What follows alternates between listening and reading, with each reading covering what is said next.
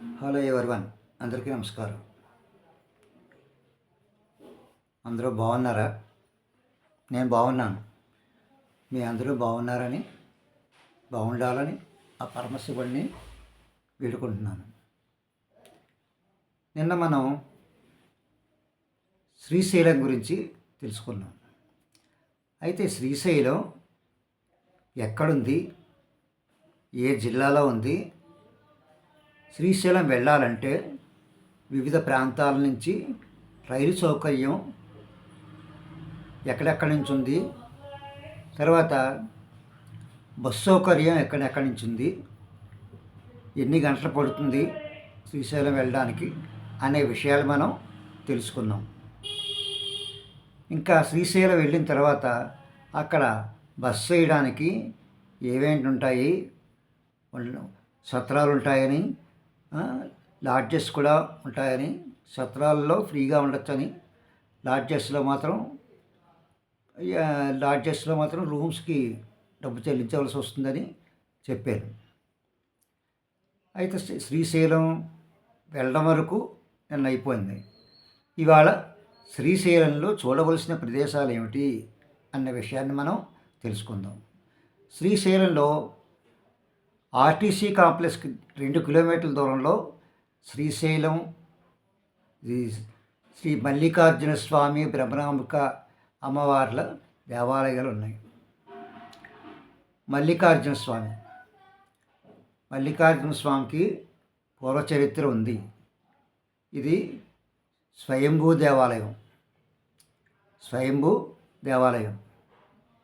ఈ దేవాలయంలో పరమశివుడు మల్లికార్జునుడి రూపంలో వెలిశాడు. ఇది జ్యోతిర్లింగాల్లో కూడా ఒక జ్యోతిర్లింగం. జ్యోతిర్లింగాల్లో ఇదొక జ్యోతిర్లింగం. మల్లికార్జునుని ప్రార్థిస్తే కోరికలు తీరతాయని అంటారు. నెక్స్ట్ మనం తెలుసుకోవాల్సింది బ్రహ్మరాంబిక అమ్మవారి దేవాలయం. ఈ అమ్మవారి దేవాలయం కూడా అదే గుళ్ళో ఉన్నది. ఈ దేవాలయం శక్తిపీఠాల్లో ఒకటి. శక్తిపీఠాల్లో ఈ బ్రహ్మరాంబిక దేవాలయం కూడా ఒకటి. జ్యోతిర్లింగ క్షేత్రము, శక్తిపీఠము రెండూ అక్కడ నెలకొన్నాయి. ఇకపోతే కొన్ని కథలు ఉన్నాయి శ్రీశైలంలో. కొన్ని కథలు ప్రచారంలో ఉన్నాయి.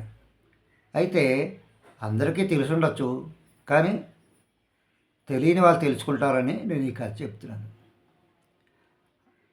దేవాలయాలు రాత్రి మూసేసిన తర్వాత అక్కడ లోపల పాతాళగంగ ఉండేటువంటి అండర్ గ్రౌండ్ అనేది ఉంటుంది. అక్కడ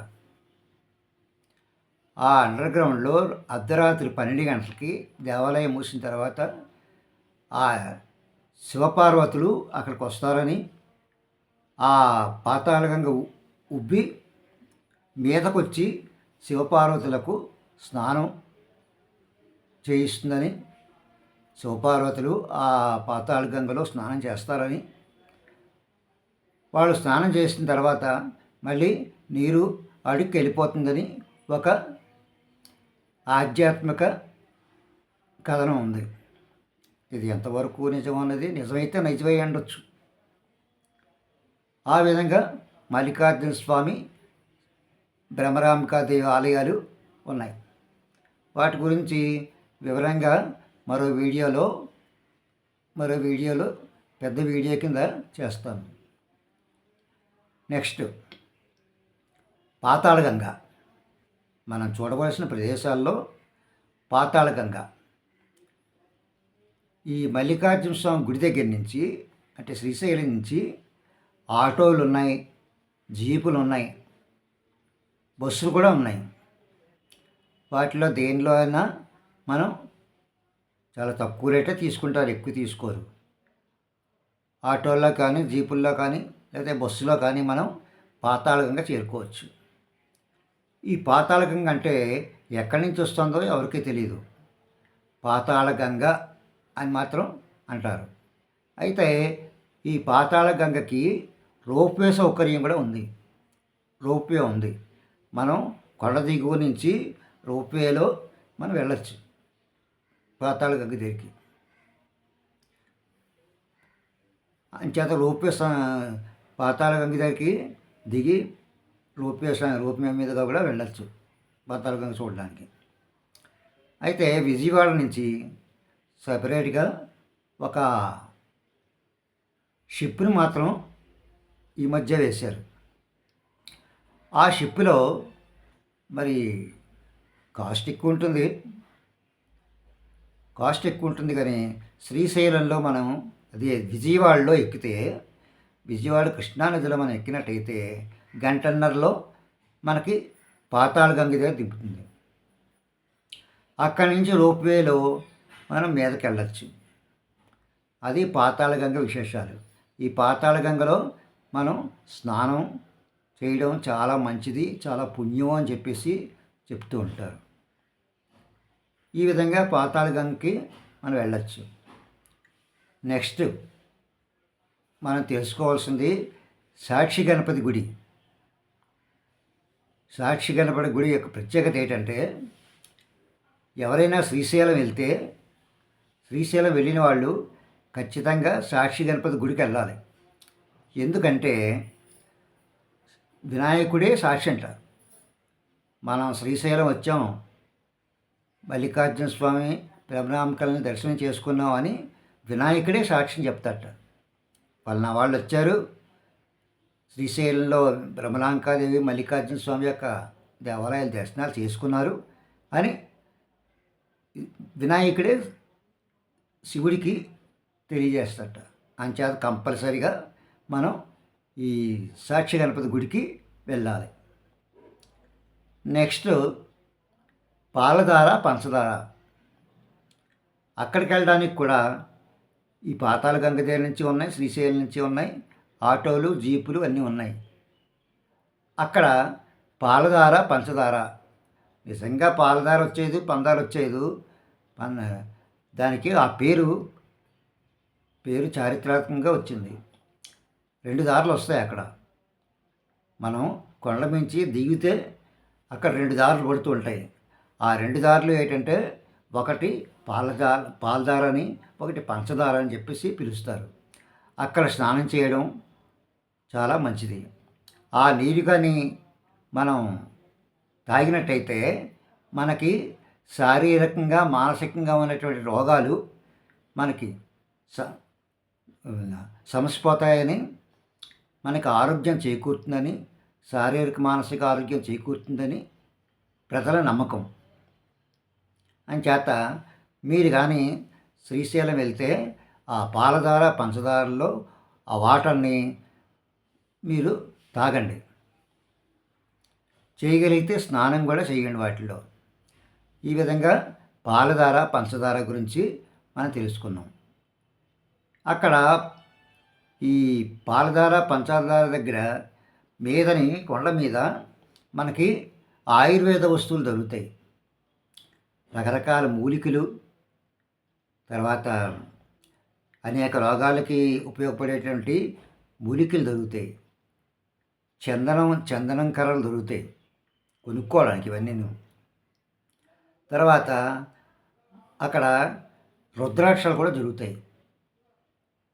అక్కడ గిరిజనులు షాపులు పెట్టి రుద్రాక్షలు, ఆయుర్వేద మూలికలు ఇవన్నీ కూడా అమ్ముతూ ఉంటారు.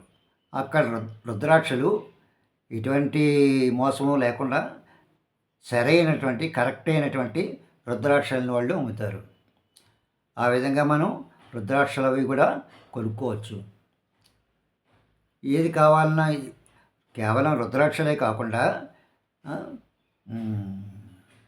వివిధ రకాల మాలలు కూడా అక్కడ దొరుకుతాయి.